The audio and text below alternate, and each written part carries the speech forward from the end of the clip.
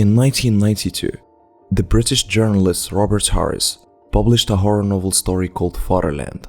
This novel went viral because of the terrifying scenario that says Hitler was the one who won the World War II, after he claimed victory over Britain, the US, and the Allies.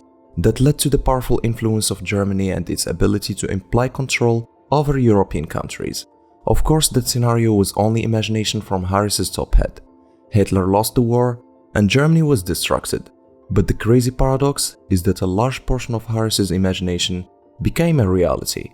Indeed, Germany was able in a way to control the whole European continent, economically and politically, especially in the last 20 years. And that's happened without the need to attack another nation or start a war like Hitler did. Germany nowadays is the industrial and economical engine of Europe. That's due to the persistent efforts of the Germans and the sophistication of the country's political leaders, with the German Chancellor Angela Merkel on top of them all. She led Germany to success for more than 15 years. And today's video is answering all your wonders about this great German leader. How was she able to rank the German economy as the 4th greatest worldwide, and why she decided to leave her position after those successful 15 years.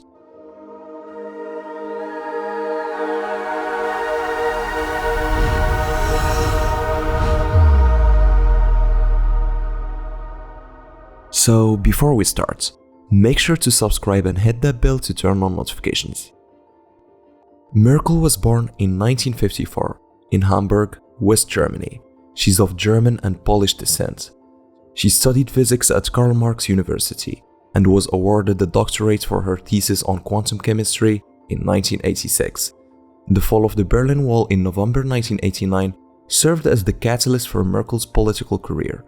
And although she did not participate in the crowd celebrations the night the wall came down, 1 month later, Merkel became involved in the growing democracy movement, joining the new party Democratic Awakening. And after the unification of the East and West Germany, Merkel succeeded at entering the Bundestag, or the German Federal Parliament, as a member of the Christian Democratic Party in June 1990. After 1 month, she became the Minister of Youth and Women. The fast ascension of Merkel in the German political scene in such a short time drew attention of the people toward her, which gave her trust to be elected as a chancellor. That is considered as the highest political position in Germany. In 2005, the former Chancellor Gerhard Schröder called for an early election. By that time, the Democratic Christian Party elected Merkel for a chancellor, so she can compete both Gerhard Schröder and Foreign Affairs Minister Joschka Fischer. The thing in common between the two candidates is the way they despised and made fun of Merkel, by thinking that she doesn't stand a chance with them. But not for long, she proved them wrong by winning the election on the 18th of September 2005. Merkel took the lead of Germany when the country's economy was weary, 5 million are unemployed, and a budget deficit that towers above $94 billion, or 3.3% of GDP. That ratio was down below the European standards, and from the most important economic reforms carried by Merkel's government in its beginnings was to reduce the company's taxes from 25% to 12.5%. In such times of crisis, every euro would help the country to balance its huge budget deficiency. But Merkel, in fact, had this quite interesting vision.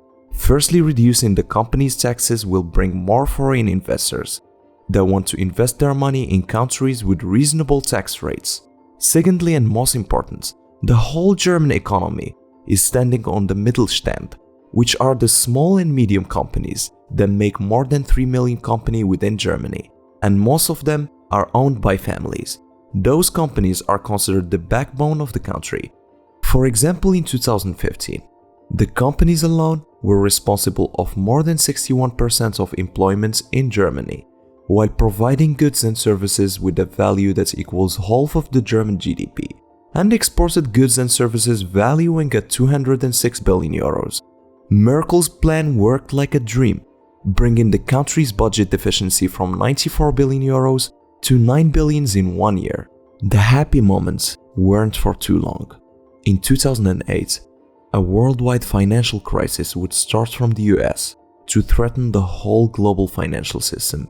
Initially, the Germans thought that they're safe from the impact, but by the fall of America Investment Bank Lehman Brothers in September 2008, a wave of terror hit every country in the world. Eventually, Merkel had to accept a rescue package of 500 billion euros for German banks, so he won't fall face down to the ground. At the same time, Germany took a very special turn dealing with the unfortunate, and it proved as a reason for Germany to step out of the mess faster than any other country. The program is called Kurze Arbeitszeit, or short working time. The German government simply says to impacted companies, instead of firing your employees to minimize the costs, make them work less hours, or grant them whole holidays in alternation, and pay them on the hours while the government grants them a big portion of the income deducted.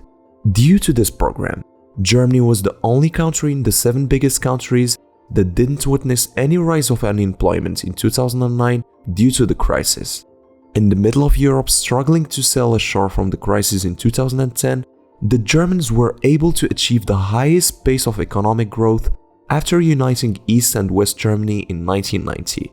And once again, no time for Merkel to celebrate her achievements. In the same year, the European debt crisis known as the Eurozone crisis will send Greece on a roller coaster when Standard & Poor's lowered its credit rates in April 2010 to the lowest grade possible. In May of the same year, Angela Merkel approved a European plan of saving Greece with a value of 110 billion euros. When the debt crisis started roaming like plague on Europe, countries like Spain, Ireland, Iceland, Portugal and Italy needed help. Germany, as the biggest economy in Europe, dealt with the biggest part from the cost of the European saving plan to these countries. For that, Merkel paid a high price politically in Germany. From one side, the Germans claimed that the Europeans are quite lazy and they're the ones paying their wages. The Europeans from the other side claimed that the Germans took advantage of their situation and make a big trade surplus on their behalf. Indeed, Germany has the biggest surplus of the current account in the world. In 2019, Germany's exports were bigger than its imports by $293 billion. One of the reasons for that surplus is that Germany sells in big quantities to European countries, but at the same time doesn't buy much from the Union, simply because it's relying on its local production. Merkel decided not to be elected for the 5th round and will leave her position in September 2021. She was the reason that Germany became the heart of industry in Europe, the reason to turn Germany from Europe's ill grandpa to the most powerful nation in the continent. If you liked today's video, make sure to subscribe and hit that bell to turn on notifications for your daily dose of finance. I'll see you in the next video. Take care.